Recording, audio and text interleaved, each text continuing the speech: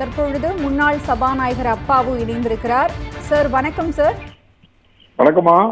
காவிரி விவகாரத்துல அனைத்து கட்சி கூட்டம் கூட்டணும்னு திமுக உள்ளிட்ட கட்சிகள் எல்லாம் வலியுறுத்தும் போது அது தேவையே இல்லை அப்படின்னு தாவேக்கு ஆணவமா பதில் சொல்லியிருக்காங்க. குறிப்பா நிர்மல்குமார் இந்த பதில சொல்லியிருக்காங்க. நீங்க இதை எப்படி பாக்குறீங்க?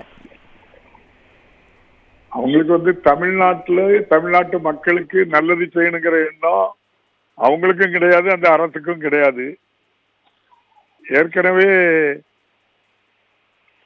ஆட்சி தோழமை கட்சியுடைய துணையோடு தான் ஆட்சி இருக்கு.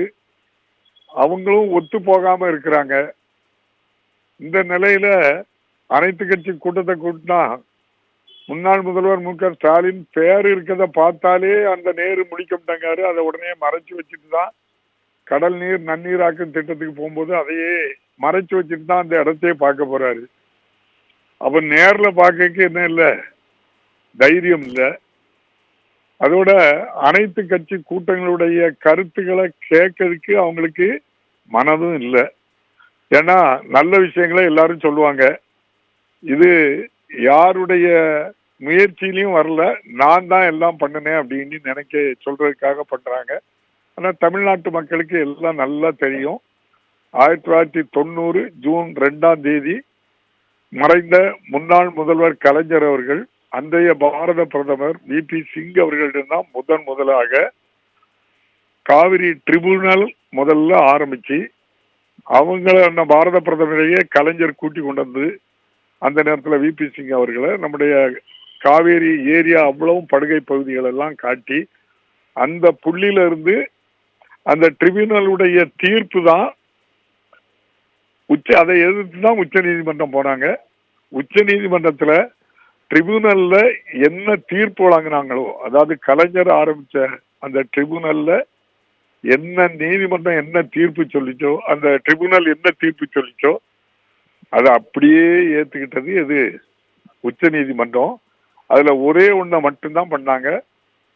பெங்களூருக்கு இன்னும் 10-50 வருஷத்துக்கு தண்ணி பிரச்சனை இல்லாம இருக்கணுங்கிறதுக்காக 192 டிஎம்சி தண்ணிய ஒரு 14.5 டிஎம்சி தண்ணிய குறைச்சி மீதி இப்ப தரக்கூடிய நம்ம தண்ணிய தந்தது உச்ச நீதிமன்ற தீர்ப்பு.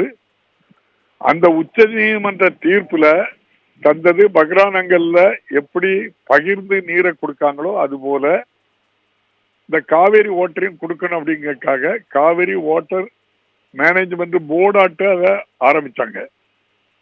அப்படிதான் ஜட்ஜ்மெண்டே அப்படிதான் சொன்னாங்க. பக்ரானங்கல் மாதிரி இதுவும் போர்டாதான் நான் அறிவிக்கிறேன், நான் போர்டாதான் தீர்ப்பு வழங்கினாங்க. அப்போ அப்படி போர்டா இருந்திருந்தா என்ன நடக்கும் அப்படின்னா, ஒரு அட்மின் அண்ட் டெக்னிக்கல் ரெண்டும் இருக்கும். நிர்வாகமும் டெக்னிக்கலும் ரெண்டும் ஒரே இடத்துல போர்டுல இருந்துன்னா தண்ணி எவ்வளவு இருக்கு, யாருக்கு என்ன கொடுக்கணுங்கிறது எல்லா நிர்வாகமும் அந்த போர்டுக்கு போயிடும். அப்போ கர்நாடகாவுக்கும் தண்ணி அவங்க தான் பகிர்ந்து கொடுப்பாங்க, தமிழ்நாட்டுக்கும் அவங்க தான் கொடுப்பாங்க.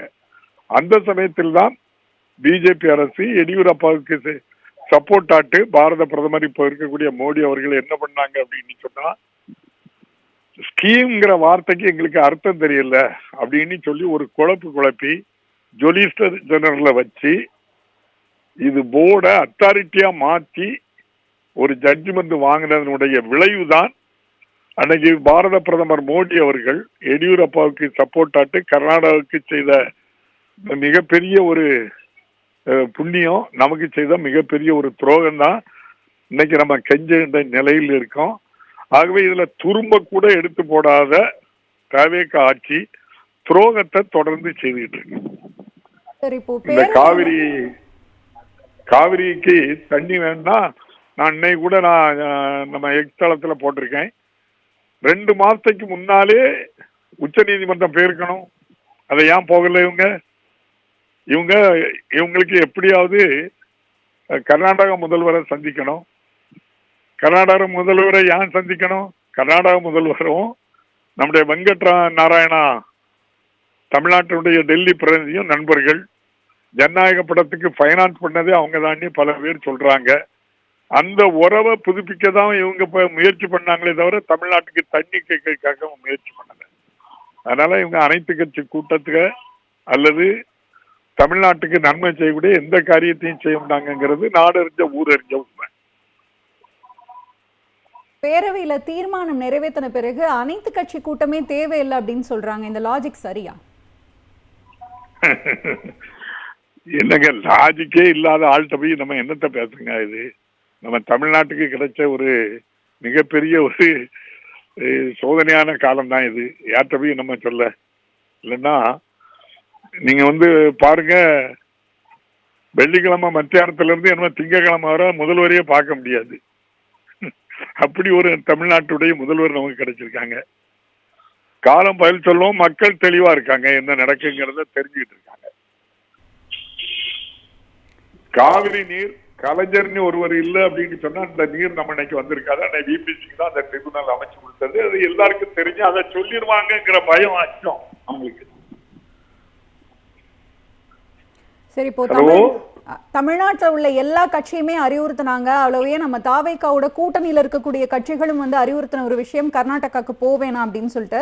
ஆனால் யார் பேச்சையுமே கேட்காம விஜய் அதற்கான முயற்சிகளை மேற்கொண்டாரு.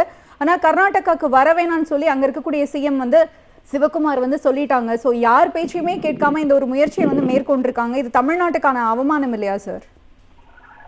முதல்ல அவங்க சிவகுமார் அங்க உள்ள சிஎம் இவரை கூடல. இவங்க தான் முதல்ல மெயில் அனுப்புறாங்க, நான் உங்களை பார்க்கணும் அப்படின்னு. அதுக்கப்புறம் கர்நாடகா சிஎம்மும் நம்ம சிஎம்மும் போன்ல பேசி நான் உங்களை பார்க்கண்டி நம்ம தமிழக முதல்வர் கெஞ்சி கேட்டுக்கொண்டதற்கு இணங்க 3ஆம் தேதி அப்பாயின்மெண்ட் கொடுத்தாங்க.